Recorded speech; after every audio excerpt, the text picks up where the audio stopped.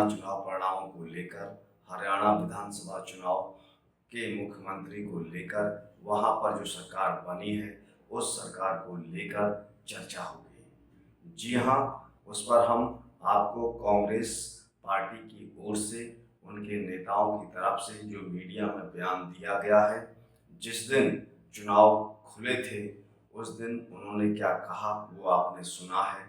और आज उन्होंने जब मीडिया के सामने चुनाव आयोग के विषय में जो बताया है, उस पर क्या चुनाव आयोग अपनी प्रतिक्रिया करेगा, क्या उसके परिणाम होंगे, वो समय पर आप जानेंगे। नमस्कार, मैं हूं मुकेश कोरी और आप देख रहे हैं कोली न्यूज।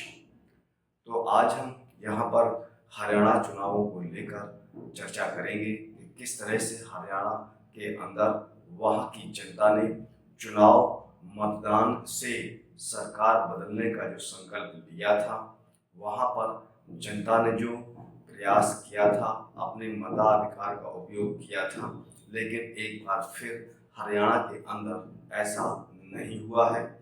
तीसरी बार भाजपा ने वहाँ पर सत्ता बनाकर जनता व कांग्रेस को चौंका दिया है।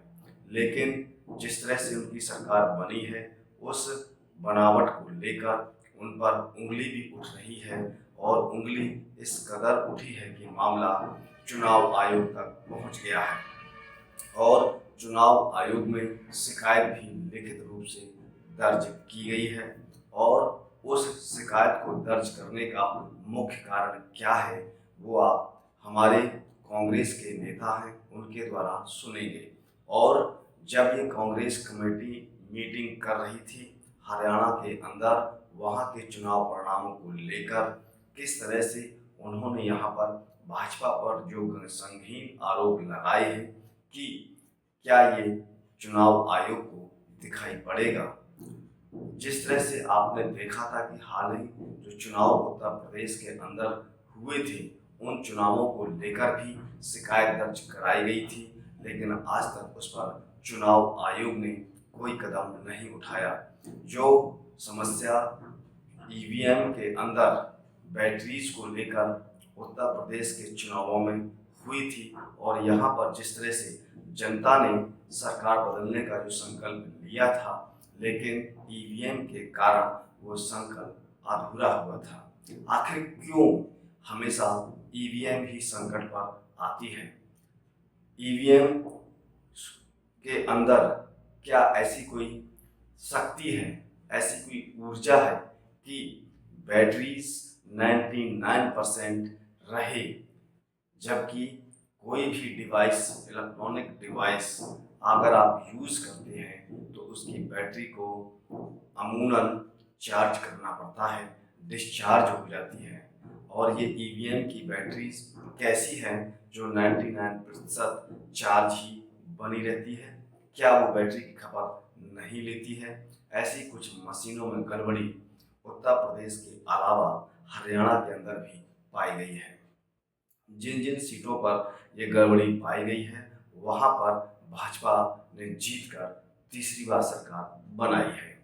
तो ज़्यादा देर न करते हुए हम आपको मीडिया के अंदर दिए गए कांग्रेस के नेता पवन खेड़ा जी के द्वारा उन्होंने जो कहा है कि चुनाव आयोग के अंदर उन्होंने क्या शिकायत दर्ज कराई है और जब उनकी ये शिकायत दर्ज हो रही थी उस समय कांग्रेस के कितने शीर्ष नेता उस समय शामिल थे। तो ज़्यादा देर न करते हुए आप मीडिया में दिए गए उनके इस बयान को सुनिए। आपकी मुलाकात हुई है? हाँ, आज केसी वेणुगोपाल जी, अशोक गहलोत जी, अजय माकन जी, चौधरी भूपेंद्र सिंह हुड्डा जी, जयराम रमेश जी, उदय भान जी और सिंघवी साहब भी थे, वो ऑनलाइन जुड़े। इलेक्शन कमीशन को हमने अवगत कराया। करीब 20 शिकायतें जो हमारे पास आई हैं, उनमें से 7 लिखित शिकायतें जो अभी आई हैं 7 कॉन्स्टिट्यूएंसीज से, जिसमें बैटरीज का खास तौर पे जो 99% बैटरीज दिखा रही थी काउंटिंग के दिन, और बाकी मशीनें जो सामान्य थी वो 60-70% दिखा रही थी। उससे हमने चुनाव आयोग को अवगत कराया और चुनाव आयोग ने हमें ये आश्वासन दिया है क्योंकि माकन जी ने और सिंघवी साहब ने एक मांग रखी कि वो तमाम मशीनें जिनके बारे में आज जिक्र किया है, शिकायत की है, उन मशीनों को सील कर दिया जाए, सिक्योर कर दिया जाए जब तक इसकी जांच पूरी नहीं हो जाती। हमने चुनाव आयोग को ये भी कहा कि अगले 48 घंटे में हम बाकी शिकायतें जो हमारी एकत्रित हो रही हैं, हरियाणा प्रदेश कांग्रेस कमेटी के अध्यक्ष उदय भान जी इकट्ठी कर रहे हैं, वो तमाम शिकायतें भी हम अगले 48 घंटे में उपलब्ध करा देंगे चुनाव आयोग को। और उसके बाद वो सारी मशीनें सिक्योर कर दी जानी चाहिए ताकि उससे कोई छेड़ाछाड़ी न हो सके जब तक जांच पूरी नहीं हो जाती। और कोई सवाल? चुनाव आयोग ने हमें आश्वासन दिया है कि वो इस पूरे मामले को देखेंगे और उसका जवाब हमें लिखित में हर बिंदु का, हर कॉन्स्टिट्यूएंसी का अपने रिटर्निंग ऑफिसर से सलाह करके हमें वो जवाब देंगे।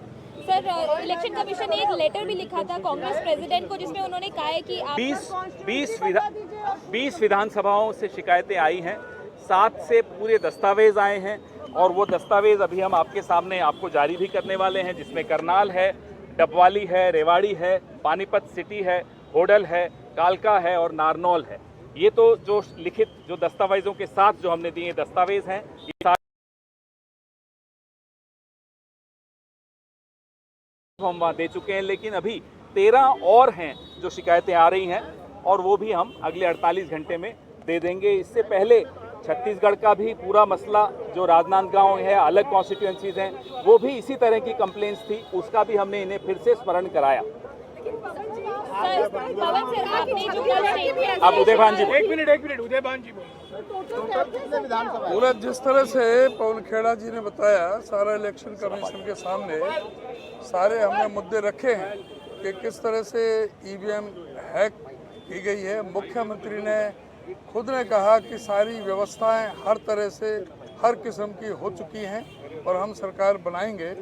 तो ये पूरा एक संदेह का सारे प्रदेश में एक बहुत बड़ा एक संदेह हो रहा है और जिस तरह से 99% बैटरी हो नहीं सकती जो उसमें हुई है, वो एक बहुत बड़ा संदेह का कारण बना हुआ है कि ये ईवीएम इसमें हैक हुई हैं। और जो 99%, 95%, 90 से जो अबव हैं, उनमें सबसे ज़्यादा उनमें ही बीजेपी का सहारा हुआ है।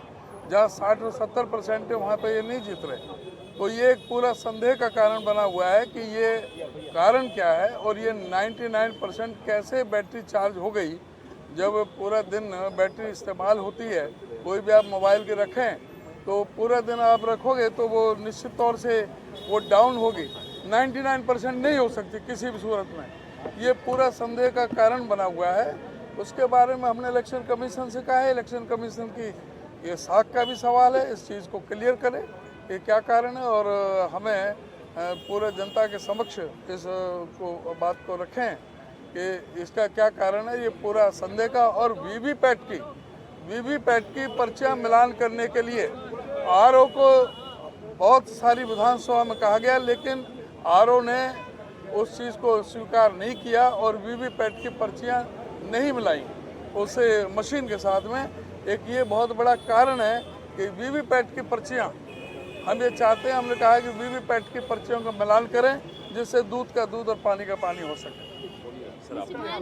एक मिनट हुड्डा जी बोलेंगे। हुड्डा साहब बोलेंगे। देखिए, आप भी थे, पूरा देश इस बात में आज संदेह है और ये जो नतीजा है हरियाणा का आश्चर्यचकित करने वाला है, क्योंकि हर आदमी समझता था कि हरियाणा में कांग्रेस सरकार बनाने जा रही है। चाहे आप मीडिया के आदमी हो, चाहे आपके एक्सपर्ट हो, चाहे आईबी हो, चाहे कोई भी एजेंसी हो, सबकी ये रिपोर्ट सारे सर्वे ये आए थे लेकिन ये हुआ। पोस्टल बैलेट की गिनती शुरू होती है तो हर जगह कांग्रेस लीड करती है, ईवीएम की शुरू होती है तो कांग्रेस साइड करने जाती है। तो एक डाउट क्रिएट किए हुए हैं बहुत सारी, जैसे अध्यक्ष जी ने बताई कंप्लेंट हैं 20 के करीब है।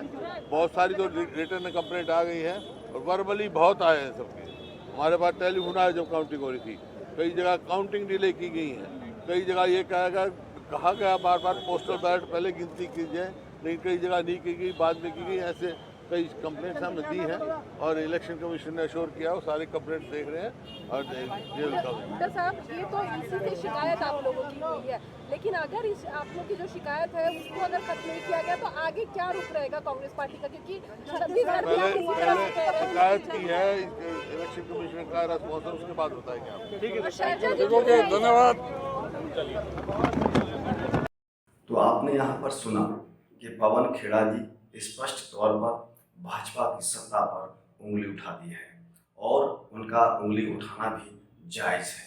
कोई भी इलेक्ट्रॉनिक डिवाइस की बैटरीज लगातार यूज़ किए बिना या यूज़ करते समय अपने आप को 99% रिचार्ज नहीं रख सकती है, उसकी बैटरीज कम होगी। उन्होंने यहाँ कहा भी है जिन बैटरीज की क्षमता 60 से 70% थी वहाँ पर कांग्रेस जीती है और जिन पोलिंग बूथों पर बैटरीज 99% थी वहाँ पर भाजपा जीती है। आखिर ये कैसे संभव है कि 99% बैटरीज ईवीएम में चार्जेबल रहे?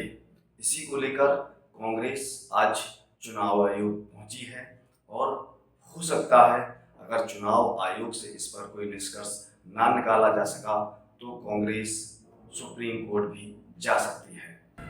पूरे देश के अंदर ईवीएम को लेकर बवाल खड़ा होता रहता है, लेकिन फिर भी हमारे देश के प्रधानमंत्री ईवीएम पर बहुत अधिक भरोसा करते हैं। क्यों भरोसा करते हैं पूरा देश जानता है, लेकिन ईवीएम जिस तरह से देश भारत के अंदर एक चर्चित बिंदु बन चुका है, वहीं विदेशों के कई देशों में ईवीएम को बैन कर दिया गया है। वहाँ की सरकार ईवीएम से आए नतीजों को सही नहीं मानती है। आपको ये खबर कैसी लगी है उस पर अपनी राय कमेंट बॉक्स में जाकर जरूर दें। अभी तक हमारे चैनल को आपने सब्सक्राइब ना किया हो तो सब्सक्राइब बटन पर क्लिक करें, बेल आइकन को प्रेस करें, जिससे कि हमारी पढ़ने वाली प्रत्येक खबर का नया नोटिफिकेशन सबसे पहले आपको प्राप्त हो। आपसे निवेदन है कि अभी तक हमको ज्वाइन ना किया हो तो ज्वाइन बटन पर क्लिक करके ज्वाइन कर सकते हैं। हम फिर मिलेंगे एक नई खबर के साथ, तब तक आप हमको इजाज़त दीजिए। जय भारत, जय हिंद।